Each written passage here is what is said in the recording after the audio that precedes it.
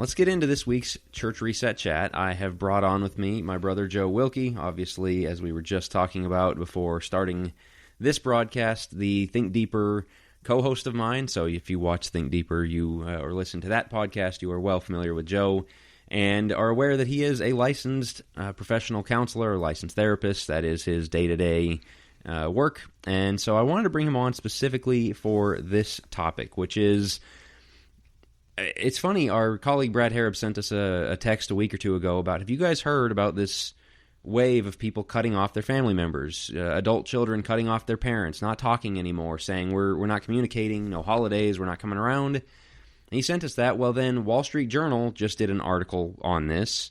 Another large Facebook page posted a study about this that said, study suggests over 60% of young adults now describe normal parenting mistakes as trauma. So first of all, Joe, as a therapist, is this something you're seeing? Is this something where there's like one or two cases, or is this enough of a trend? Are those things, the loud talk about it, indicative of this being a growing problem? It is a trend. Yeah, it is definitely something we're seeing, because I got a lot of, I like every one of my clients, of course. I got a lot of great clients, but this is a conversation I've had a lot over the last, now I've been doing it for a decade. Probably the last 3-4 years, I would say, is where we've really ramped up. Probably the last 2 specifically, where you're starting to get this question more like, do I cut my parents off? How do I set boundaries? What are appropriate boundaries? How much is too much, or how far is too far, basically? Do I just need to cut them out of my life completely? So these questions are surfacing seemingly a lot more, especially in the last couple of years, and it is kind of a weird trend. I don't know what constitutes the trend. There's always been some friction between people and their parents. It just feels like maybe that's an Instagram, TikTok thing. I'm not on those, so I don't know. But yeah, it's growing, for sure. All right, so I'm going to start off with the first question being, is there a time when this is not just an okay thing, but a needed thing to just cut off, to tell a family member, we're done, you're not coming around the kids, whatever the case may be? Are there situations that would validate that kind of decision, and if so, what might they be? Great question. To me, man, I really try to keep the door open for reconciliation as much as possible. There are certain times where, yeah, you got to be able to get away. Sexual abuse, some very serious things. If there's severe emotional abuse, I work with that a lot. I work with all sorts of abuse. I think emotional abuse is actually one of the hardest to work through. Believe it or not, even though there's a lot towards sexual abuse, physical abuse, but I think emotional abuse can be really difficult. On the other hand, man, I really try not to push people to cut parents off hardcore, all the way, because you want to leave the door open for potential reconciliation, for potential repentance, for maybe moving forward in a relationship. And there's a lot to work through in that time of, I don't want the relationship at all, which is understandable for people. But then kind of understanding, man, there may be reasons why we keep that door open. Yes, as Christians, I work with a lot of non-Christians, but, as Christians, obviously, we keep the door open to some degree. But yeah, there's times where you are definitely setting some more boundaries, but that's usually in a lot more extreme circumstances. That's not what we're seeing the trend about today.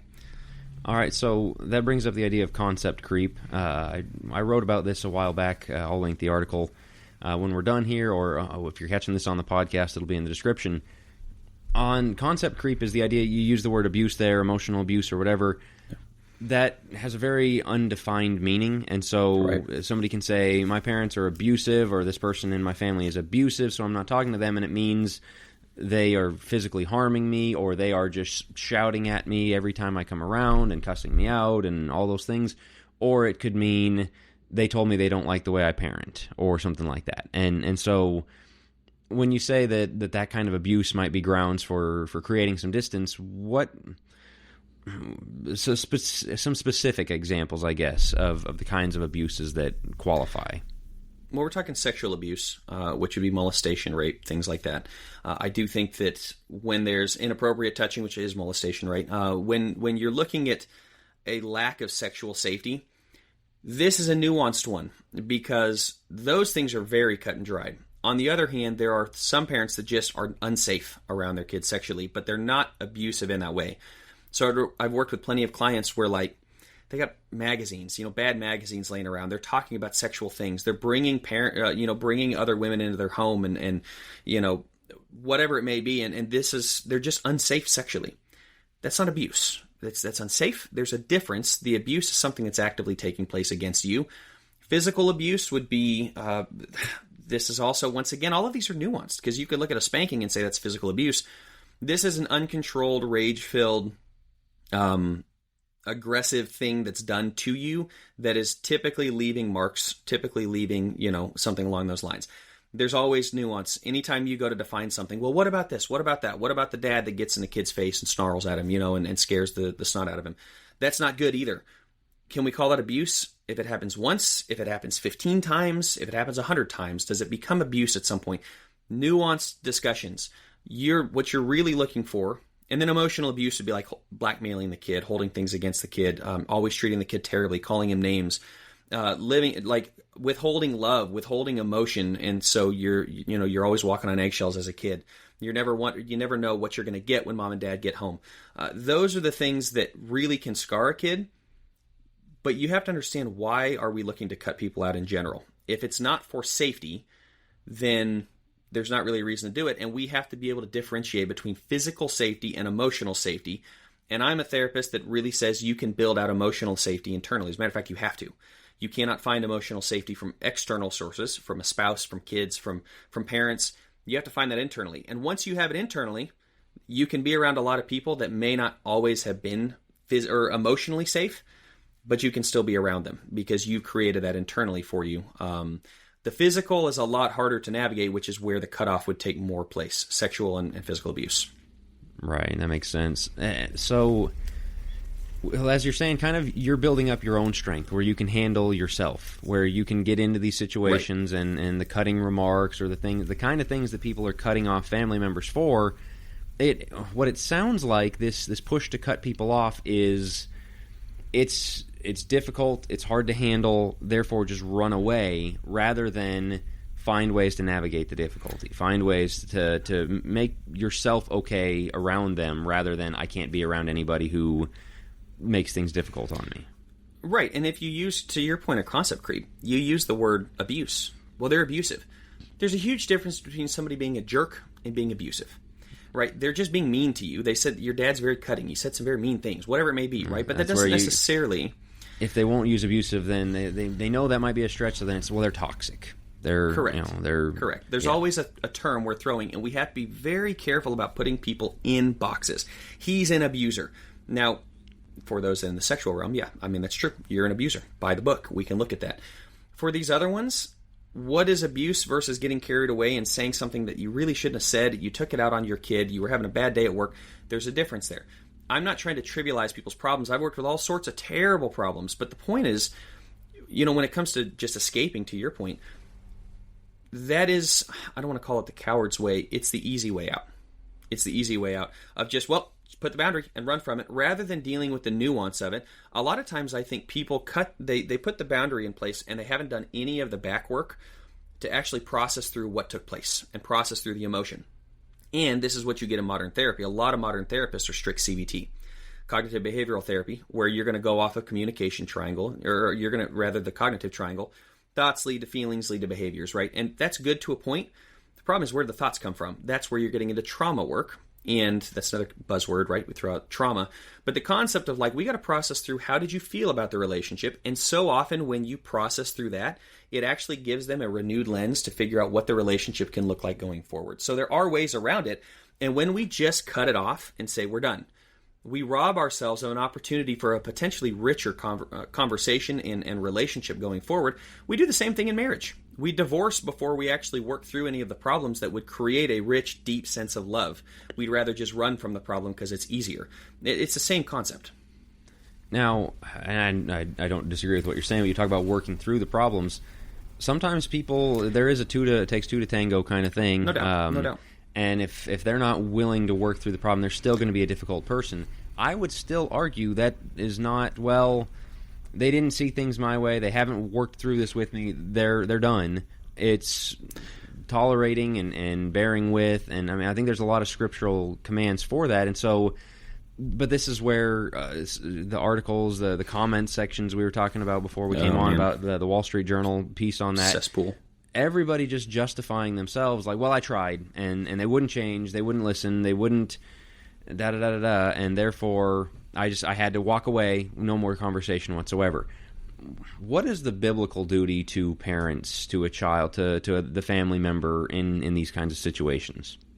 Well, you got to remember, when it talks about honor your father and mother, this is the first commandment with a promise. You go back to that, what is it, the fifth command of the 10 Commandments? There's a reason when you think of the top 10 commandments, that's in there. We just throw that out. Imagine if we were just killing each other. It was on a killing spree, and it's like, well, it's just Old Testament. Like, that's a big one. And this is the first big one that before you get anything, it builds on top of it. You think about, there's always the breakdowns of the first part of the 10 Commandments is about your relationship with God, and the second half is your relationship with man. And that actually sits right in the middle where it hits on both your relationship with God and authority, and it hits on your relationship with man. Think of the significance of that, and think about all the negative and bad parents you see in the Bible. That's still a command.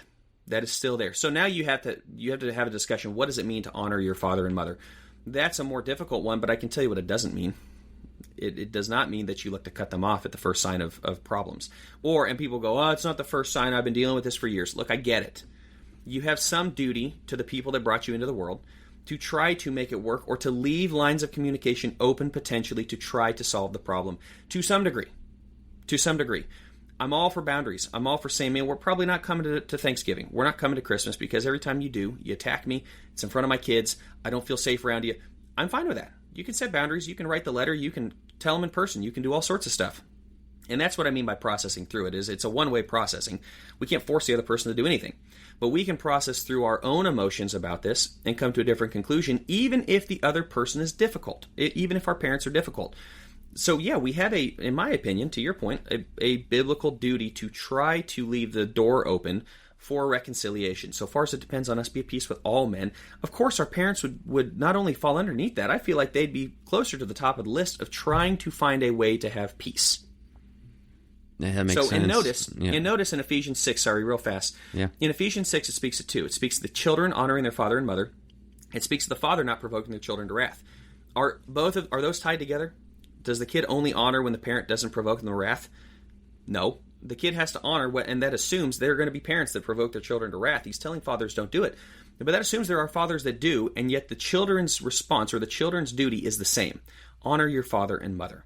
So, I don't think we can get around that one, and I think it's got to be real extreme circumstances before you think about completely cutting off. Yeah, the generational thing is a big part of this, in that there is a boomer lack of self-awareness, a lack of ability to own their wrongs. There is a millennial headstrongness, carving your own way. I'm going to do it the way the people on the internet told me, and nobody else can tell me otherwise, that is leading to a lot of this. And so that's difficult, and that's something, as you're saying, has to be worked through with this. The other thing is, there is a golden rule element of this, which is a biblical command of Jesus telling us to treat others as we want to be treated. And that stat we mentioned at the start, where it was something like 60% of common parenting mistakes, or 60% of people label common parenting mistakes as trauma. As, mom and dad, they got too mad at me one time and we're over the top. Like, if your standard is my parents have to be perfect for me to keep a relationship with them or not hold a grudge against them, in that same chapter where Jesus said to treat each other that way is also the one by the standard of measure you give it to others. And I think this is also part of the reason some people give for not wanting to have kids. Is like, the standard is up here and I would just mess them up, and so I'm not going to have them. Grace and forgiveness are part of the Christian perspective on this as well. No doubt. That's such a key point. Like, we can forgive. I work with trauma all the time. I'm a trauma-informed therapist, and so that just means that most of my clients, and I do a lot per week, most of my clients are trauma-based. I'm dealing with that. I'm brain spotting, reparenting, internal family systems, things like that. And as you go through trauma, what you realize is there are things that parents do that genuinely scar kids. That's just a natural thing. If your dad calls you stupid, he doesn't have to do it but one time for that to really settle and for you to go, man, maybe I'm really stupid. That doesn't mean your dad is right-offable. It doesn't mean your dad's an awful human being. It means your dad did something that was not okay. I'm not justifying it. I'm not saying that it was good. But we can process through it and go, you know what? I'm not stupid, and what he said was wrong, and that really does hurt, and I can talk to him about that hurting, and then we can get over it. We can come to a better understanding. That becomes a lot harder when there are hundreds and hundreds of those memories of your parents saying those things, in which case you can see why there'd be boundaries of, I'm not opening myself up to be critiqued by you. But the key to me, and this is what I always tell my clients, I do think what the duty really comes down to is informing your parents of where you stand. I don't think it's okay to just pull away from the parents and they're going, what did I do? What did I do? Because you're right, there's a lot of them that may not be.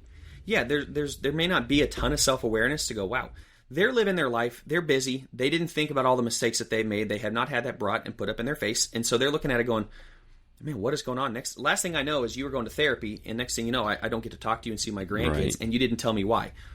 Time out. We're not doing that. We're going to have a conversation. If you don't want to do it face-to-face, then we'll do it through letter. I'll get people ready through, not to get technical on the therapy stuff, I'll get people ready through empty chair, which is I literally get out of this chair and I let them speak to the chair and process through and try to work on how would you express this to your parents. I do think your parents have a right to know why you may be looking to pull away and set some boundaries. I think that's common decency. To pull away in marriage, to pull away from your kids, to pull away from your parents, and not say, even friends, and to not say any reason why, to me, that's the cruel thing. That is the problem. Now, there's all sorts of crazy, problems out there and relationships out there where the mom is, you got to get a restraining order and things like that. Look, I'm not talking about those situations. I'm talking about the typical. I just think they have a right to be told, hey, this really hurt me. And once again, leave the door open for them to go, I'm so sorry. I had no idea, and how can I change? What can I do? That may not be the answer. You may get the, well, that's stupid, and in which case you go, okay, I'll still send cards, and maybe we'll still FaceTime from time to time so you can see the grandkids, but we're just not going to be coming around very much. And I do think there are consequences to the action. Just because you're a parent, if you treat your kids like garbage, there may be some consequences, but I don't think the consequence has to be you never see your kids again. Right. So there's an angle of this, the Wall Street Journal one. What it asks is, are therapists to blame for the rise of adults cutting off their parents? This is something that you and I talk about a lot, is how many therapists drive people toward divorce. How many therapists, number one, are divorced or come from some background, some traumatic, whatever it may be, some addiction, whatever the case is, and that almost leads them to the field, which can be a good thing or a bad thing. But I think a lot of times it's trying to validate their own choices by getting other people, and so like therapists push people, and they'll say, well, we didn't push people, but it's one of those like, wow, sure seems like a lot of people are coming to your office and end up getting divorced or end up cutting off their parents or whatever the case may be. And this is something you've talked about, is having a hard time finding therapists you feel you can refer work out to. What give people tips, number one, for like caution going into therapy, and also what to look for in maybe an intake interview or whatever, so you'll find somebody that's not going to say cut off all your family members, leave your spouse, things like that. Yeah. Use your 15-minute to 30-minute free consultation. Almost all of them have that. Use that very wisely. Have some questions lined up. What are your thoughts on divorce? What are your thoughts on, I'm struggling with the parents. I'm curious your thoughts on family structure and the importance of family. However you want to phrase the question, I would try to get an understanding of the therapist worldview. You can go to psychologytoday.com and look up Christian therapists, but there's plenty of Christian therapists that'll still push you toward divorce. So you got to be careful. You got to be able to say, what is your worldview surrounding certain things like that? And yeah, I would vet your therapist as much as they're trying to figure out, are we going to be a good fit together? I would vet them and just figure out, am I going to be a good fit with them? Like, are they going to help me in this? And sometimes in that you can tell them a little bit about what's going on and get a little feedback on, like, I'm just curious preliminarily, like, what do you do in situations like this? I'm having a really tough time with my parents. I'm looking to pull back because they do not treat me very well. I'm nervous about how they're going to treat the kids, and just see what they say. Man, it sounds like you got a real bad set of parents there, type of thing. I don't know if they'd be that brash, but like, be looking for the responses. So that's the first thing I would do. If you can get a referral from somebody and ask them those questions, do they have a biblical worldview? What do they think about divorce? What do they think about parenting? That also can help. So I would use your connections wisely on that. Makes sense. So we got a few people joining in with us on the live. If you're watching and have a question for Joe, have a comment that you'd like to add to the discussion, be sure and drop it, as we're going to wrap here in just a minute. One of the things I wanted to ask about, a word that's come up a couple times, is boundaries. And obviously that draws heavily, or it might originate with the Cloud and Townsend book, and some good thoughts in there, but that is one that, and people will say things kind of adjacent to boundaries, like I got to protect my peace and things like that.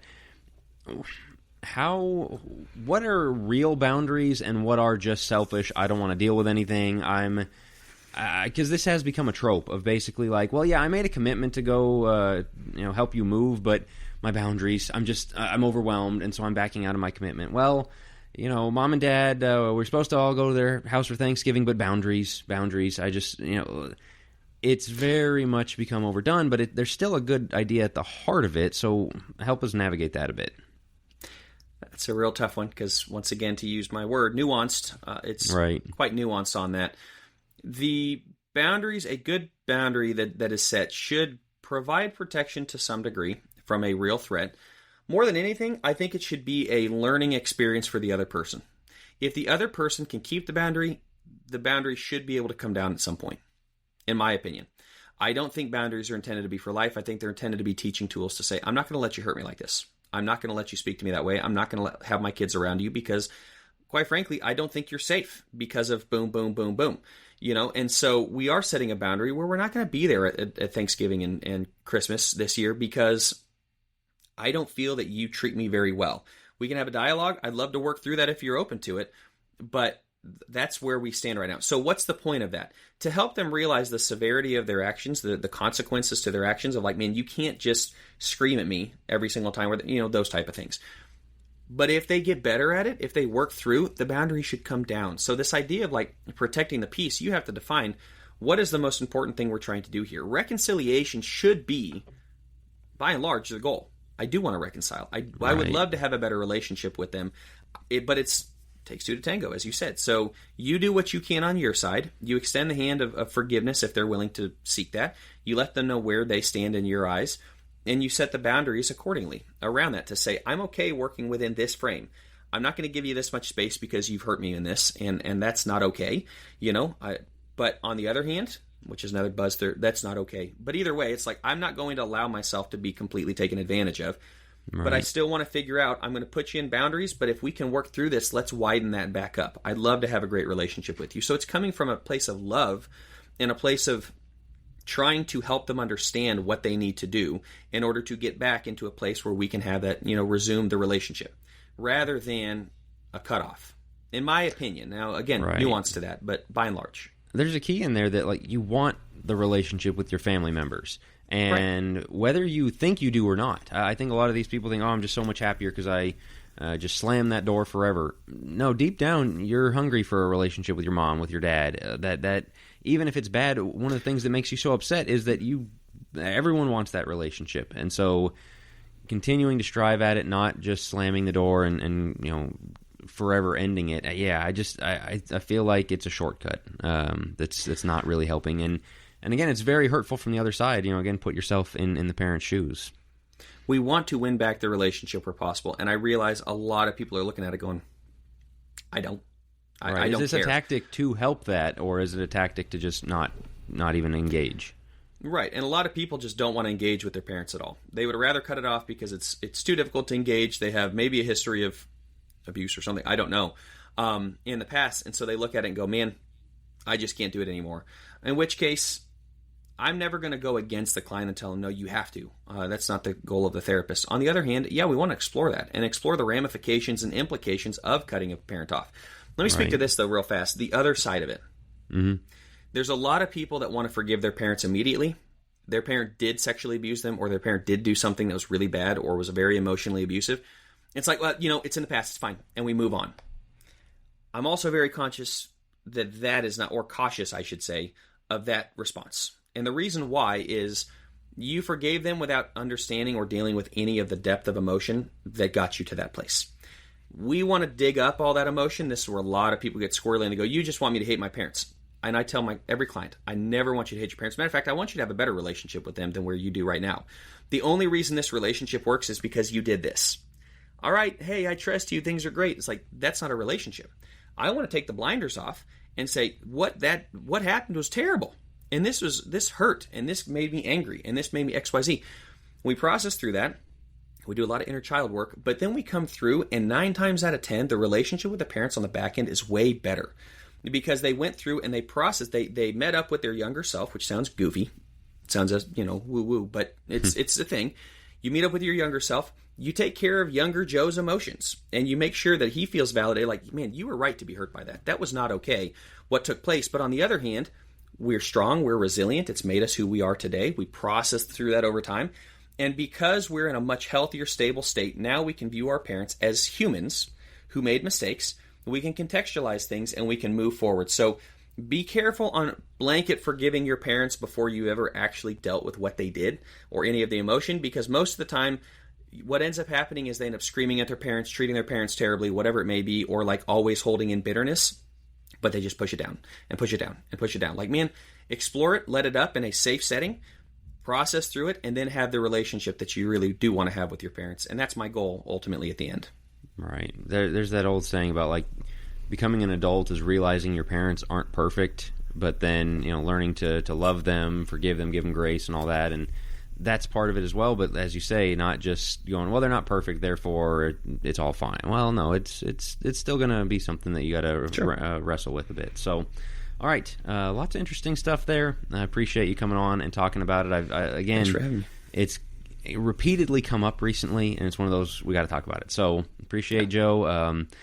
You give me your website, contact info, your therapy work. Yeah, joewcounseling.com and or joewilkiecounseling@gmail.com or joe@joewcounseling.com. Sorry, no. Any of those, but joewcounseling.com. JW was taken. They haven't done anything with it. Frustrated me. Whatever. joewcounseling.com. You can find me. And, appreciate it. Thank you for having me on. And, of course, the two of us are on Think Deeper podcast every week along with Will Harrop. And then Joe does Godly Young Men with Will Harrop. So we're busy guys trying to get the word out in all kinds of different mediums and media, I guess, would be, and different topics. So appreciate Joe joining me for this Church Reset chat. I have been a little bit off on my interviews this summer. A lot of things going on, a lot of family stuff to take care of, twin babies on the way, so that's happening as well. But I'm also lining up interviews right now, so keep an eye out for this. Be sure you're subscribed to my YouTube channel and the Church Reset podcast. Any final thought? Today's Jack's 10th anniversary, so happy anniversary to him.